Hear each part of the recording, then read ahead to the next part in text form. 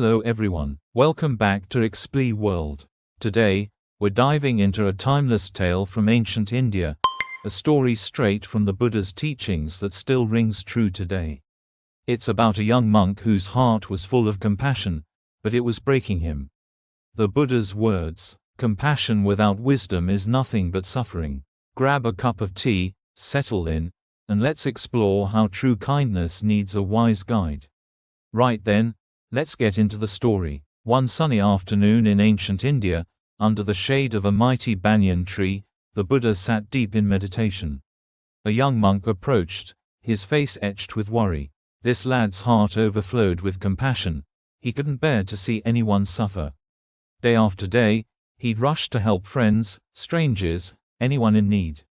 But no matter how hard he tried, all he got in return was heartache and exhaustion. Kneeling before the Buddha, the monk poured out his troubles. "Lord," he said, his voice trembling, "I give everything to help others, my time, my energy, my very soul. Yet it only brings me pain. I'm drained, broken even. How do I know who truly deserves my help, and who I should walk away from?" The Buddha listened with that calm, knowing smile of his eyes full of gentle understanding. The Buddha nodded slowly and began to speak, his voice like a soothing river. "My dear monk," he said, "compassion is a beautiful flame, but without wisdom to guide it, it burns you out and can even harm those you mean to save." First, he painted a picture. Imagine a man stuck in a deep pit of mud, not because he fell by accident, but because he chooses to stay there. If you jump in to pull him out, you'll both end up covered in filth, and he'll drag you down too. True help comes only when the person makes even the smallest effort to climb out themselves. Force it on him, and your kindness becomes a chain that binds you both in misery. The Buddha went on, "Some folks don't want real change, they just crave a quick escape from their troubles. They lean on you like a crutch, dodging their own responsibilities. Helping them is like pouring water into a bucket full of holes. It spills out, and you're left empty-handed. Save your guidance for those who truly listen and act on it."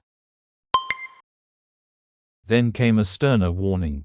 "There are those," the Buddha continued, "who twist your good heart into fuel for their own destruction. You offer a hand in kindness, and they use it to grasp something sharp and dangerous, like handing a knife to a crying child. Your mercy becomes their downfall. And watch out for the ones who see your compassion as weakness, a sign to exploit or fear. They eye you with suspicion, not gratitude. Approach them too closely, and their doubts will snuff out your light. With such souls, keep a wise distance. Offer what you can from afar, but don't let them pull you into their storm." The Buddha didn't stop there. "Picture a well from which you draw bucket after bucket of water," he said, "yet not a drop is returned. Some take your help endlessly, offering no thanks, no friendship in return. They sip from your well and walk away dry. Others know their mistakes full well but refuse to mend them. They stumble into the same pitfalls again and again. Pouring aid into them is like watering a barren stone. Nothing grows, and you waste away. Keep giving to them, and you're the one who ends up parched and weary." In the end, the Buddha placed a gentle hand on the monk's shoulder. "Compassion isn't about destroying yourself to save another," he whispered. "Real kindness dances hand in hand with wisdom. Set your boundaries like a lighthouse on the shore. Guide the lost ships, but don't dive into every wave. Be the lamp that shows the true path, not the boat that carries every burden." The young monk's eyes lit up with understanding. No longer would his heart lead him blindly. From that day on, he vowed to let wisdom temper his compassion, turning raw emotion into a force for true good. And in doing so, he found peace, not pain. What a powerful reminder, eh? In our busy world, it's easy to give until we're empty. But as the Buddha taught, wise compassion lifts us all. What's one way you'll add wisdom to your kindness this week? Drop it in the comments below.